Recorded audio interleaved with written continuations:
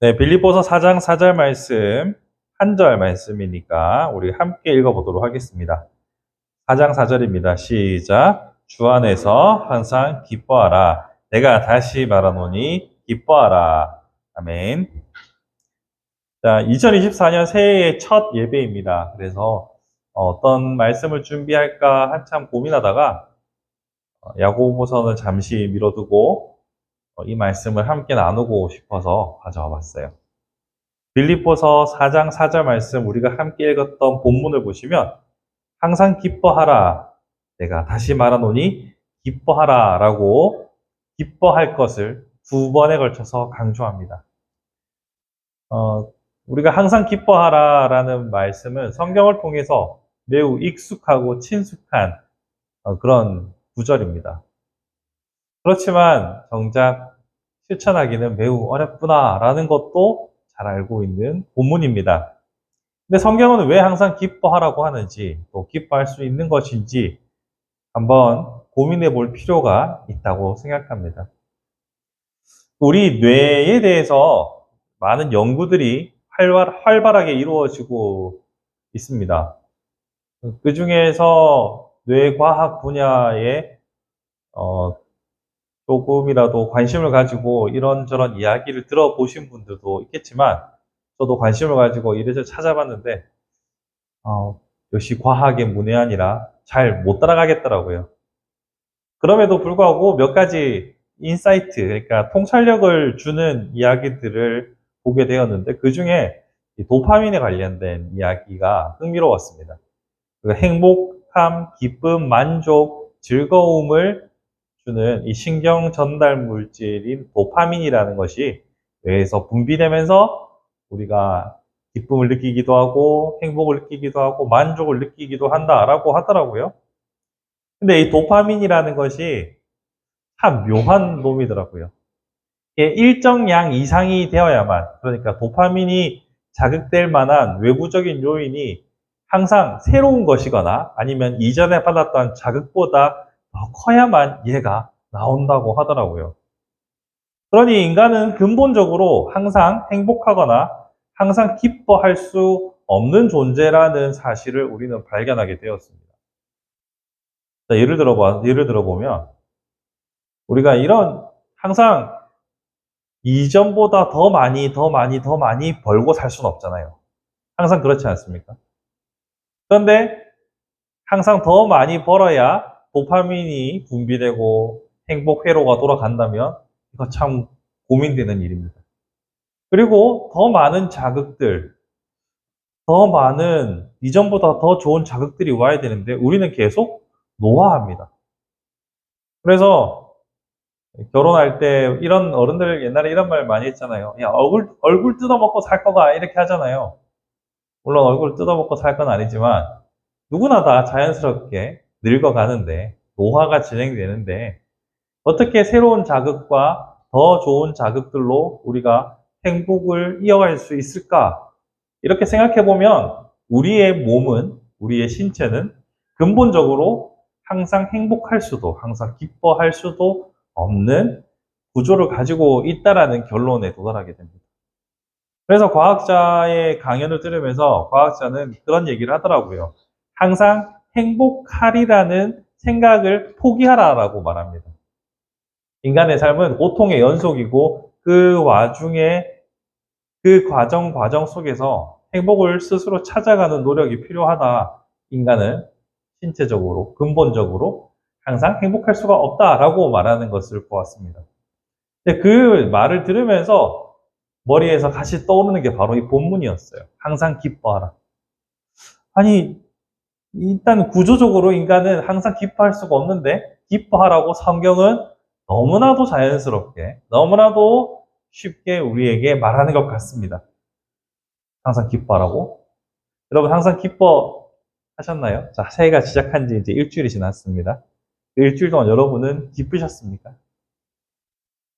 뭐 기쁠 때도 있고 아닐 때도 있었겠지만 말씀을 기준으로 말씀에 나와 있는 이 말 그대로 우리에게 적용을 해보았을 때 항상 기뻐했는가? 아니죠. 항상 분노하거나 기뻐하거나 또는 슬퍼하거나 좌절하거나 기대하거나 여러 가지 감정의 복합체로 살아왔다는 것을 우리는 알 수 있습니다. 그러면서 동시에 이 말씀은 실행이 불가능한 명령이구나라는 결론을 우리는 도달하게 될지도 모르겠습니다. 자, 그런데 이 본문 앞에 한 가지 실마리가 보입니다. 항상 기뻐하라 앞에 주 안에서 항상 기뻐하라 라고 말하고 있죠. 우리가 읽었던 본문이 빌립보서는 별명이 있어요. 이 서신의 별명이 기쁨의 서신, 기쁨의 편지라는 별명을 가지고 있거든요.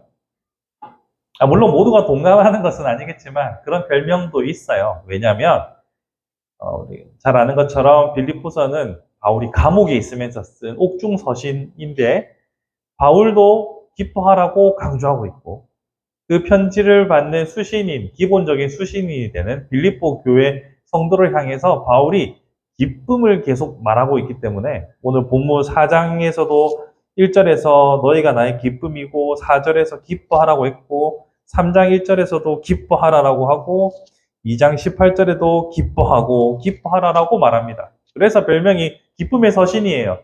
근데 빌립보 성도들의 삶도 녹록지 않고 바울 자신도 현재 감옥에 있는 상태라고 봤을 때 기쁨의 서신이라는 별명이 붙은 것은 참으로 흥미로운 지점입니다. 자, 외부적인 요인으로는 기뻐할 만한 것들이 별로 없어요. 지금 우리가 앞에 도파민 얘기했던 것처럼 쓸데없이 길게 하긴 했지만 구조적으로, 또 태생적으로, 또 외부적으로, 상황적으로 항상 기뻐할 수 있는 상황이 아닙니다. 그런데도 성경은 우리에게 기뻐하라라고 말하니 이게 참 우리가 환장을 노리신 거예요. 그런데 아까 말씀드렸던 것처럼 4장 4절을 뭘로 시작하냐면 주 안에서 항상 기뻐하라라고 말합니다. 주 안에서. 그러니까 물질적이나 외부적인 요인이나 혹은 심리적인, 감정적인 어떤 요인을 통해서가 아니라 주 안에 있기 때문에 항상 기뻐할 수 있다는 것을 바울이 우리에게 설명해 주고 있는 겁니다. 그럼 이 주 안에서가 왜 중요할까? 자, 먼저 인간의 기본적인 상태로 제가 도파민을 얘기했잖아요. 그러면 그에 앞서서 우리가 왜 궁극적으로 외로움과 결핍을 늘 느끼며 살아가는가에 대해서도 생각해 볼 필요가 있습니다. 왜 도파민이 필요한 상황인가를 거슬러 올라가 보면 궁극적으로 우리는 결핍 상태에 있기 때문에 필요하지 않은가라는 생각이 들었어요. 처음 창조되었을 때 우리의 모습은 하나님께서 우리를 창조하셨을 때는 결핍이라는 것이 없는 모든 것이 완벽한 곳에서 완벽한 삶을 살고 있었더랬죠. 하지만 타락으로 인해서 하나님과 그리고 에덴 동산에서 분리된 이후 죽음을 향해서 달려가는 그리고 늙어가는 우리의 인생을 생각해 보면 늘 우리는 궁극적으로 이 결핍의 상태를 살아가는 것이 우리 자신들입니다. 그래서 이 결핍을 어떻게 해결할 것인가를 고민하면서 때로는 물질적인 것으로 찾기도 하고 혹은 사람과의 관계를 통해서 찾기도 하고 그런 자극들을 통해서 끊임없이 도파민의 생성을 추구하는 삶, 이것이 우리의 삶의 쳇바퀴 같은 루틴이지 않았을까 생각해 봅니다. 그럼 반대로 다시 돌아가서 주 안에서 기뻐하라. 그러니 처음 창조했을 때의 모습으로 돌아간다는 것이 궁극적인 문제 해결책이라는 것을 성경은 말합니다.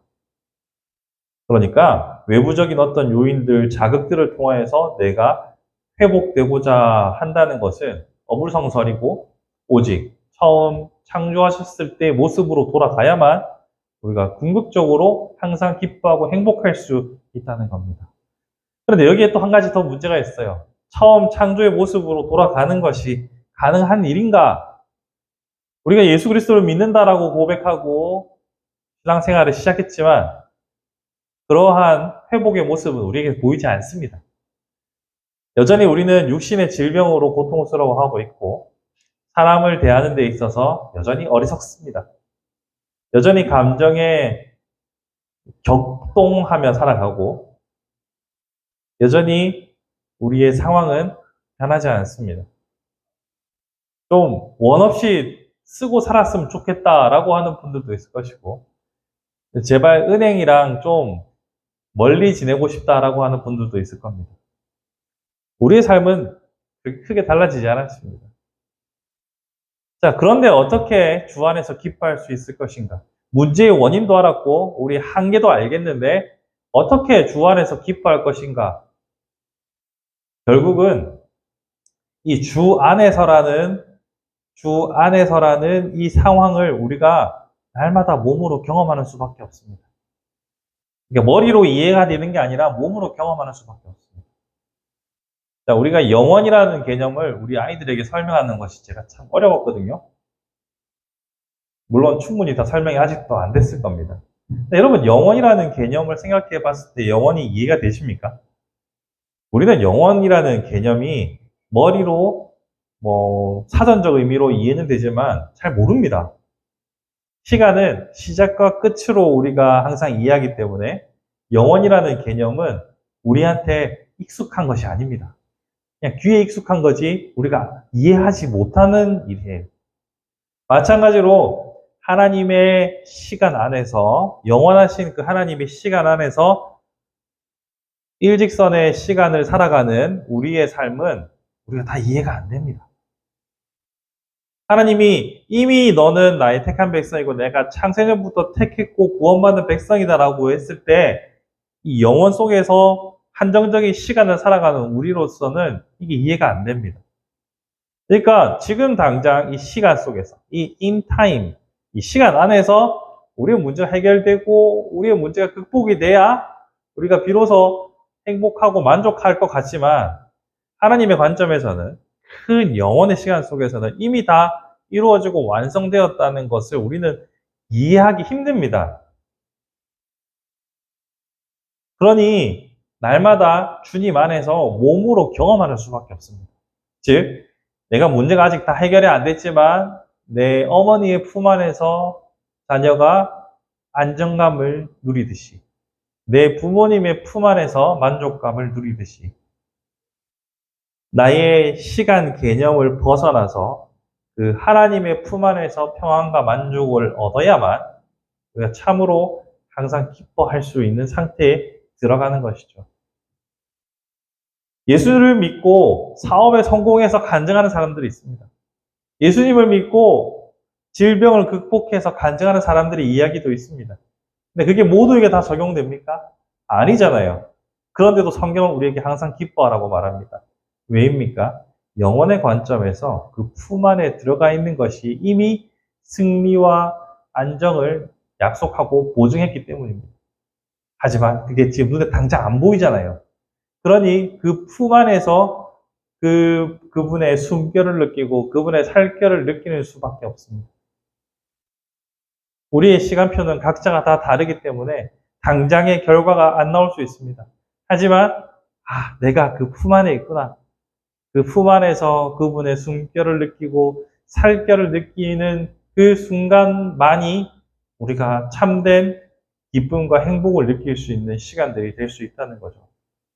그러한 의미에서 우리가 가지고 있는 구조적인 한계를 극복하기 위해서 다른 물질적인 방편들을 막 찾아 헤매는 것은 우리로 하여금 도파민 중독으로밖에 이끌 수 없습니다. 하지만 진정 그분의 품 안에서 영혼을 이해할 수는 없지만 그분의 숨결과 살결을 느끼면서 함께 걸어갈 때 우리는 비로소 이 땅에서 기뻐할 이유와 근거를 찾을 수 있는 겁니다. 말이 좀 어렵겠죠?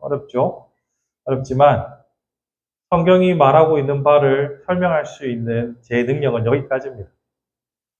그래서 아는 데까지만이라도 열심히 설명하려고 합니다. 우리의 행복과 기쁨은 우리에게 주어진 유한한 물질에서 오는 것이 아니라 오직 아버지 하나님께로부터 오는 것이기에 주 안에서 항상 기뻐할 수 있도록 주 안에 머무르는 한 해가 되었으면 좋겠습니다. 외부적인 요인으로 무언가로 나를 만족시키려고 애를 쓰고 스스로 닥달하기보다는 그분의 숨결과 살결을 풍성히 느끼면서 세상 사람들은 저 사람은 왜 웃고 살지?